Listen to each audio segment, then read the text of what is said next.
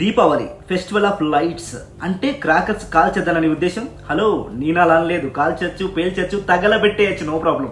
ఇప్పుడు ఒకవేళ నేను కాల్చద్దు, పొల్యూషన్, క్లైమేట్ ఖరాబ్ అవుతుంది, వాతావరణం ప్రాబ్లం అవుతుంది, ఇలాంటివన్నీ చెప్పాననుకో తెలుసు నాకు ఏం జరుగుతుందో. కామెంట్లతో కడిగి పడేస్తారనమాట. నేను ఇట్లా మెసేజ్ ఓరియంటెడ్ వీడియో చేయడానికి రాలేదు.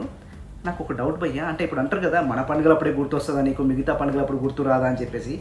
ఇప్పుడు మిగతా పండుగలకైనా మన పండుగలకైనా అంటే క్రాకర్స్ కాల్చేది మన ఇండియన్సే కదా, మనమే కదా. పరాయి దేశం వచ్చి కాల్చరు కదా. అప్పుడు కూడా మన అందరం స్టాండ్ తీసుకొని కాల్చేద్దామని చెప్పేసి అనొచ్చు కదా. ఆయన మనకెందుకులే కానీ, మ్యాటర్ అది కాదు, పక్కన పెట్టేస్తే.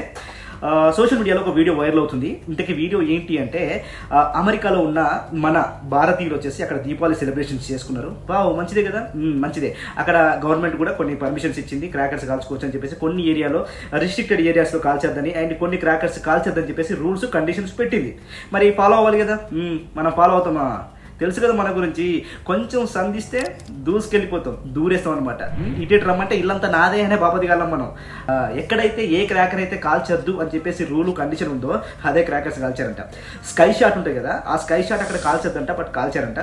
సో వెంటనే పోలీసులు వచ్చేసి అక్కడ ఏదైతే బాణసంచా రోడ్డు మీద కాలుస్తున్నారో ఫైర్ ఇంజిన్ తీసుకుని వచ్చేసి ఆ వాటర్ తోటి స్ప్రే చేసి మొత్తం చెల్లా చెదురు చేసేసారు. ఇప్పుడు మన ఇండియాలో అయితే మన సుప్రీంకోర్టు కావచ్చు, మన హైకోర్టు కావచ్చు, ఏం చెప్పినా కూడా మనం పెద్దగా పట్టించుకోమే, లైట్లే అనుకుంటాం. కానీ అక్కడ గవర్నమెంట్ అలా ఉంటుంది కదా, విత్ ఇన్ సెకండ్స్లో రియాక్షన్ ఉంటుంది, రియాక్ట్ అవుతుంది.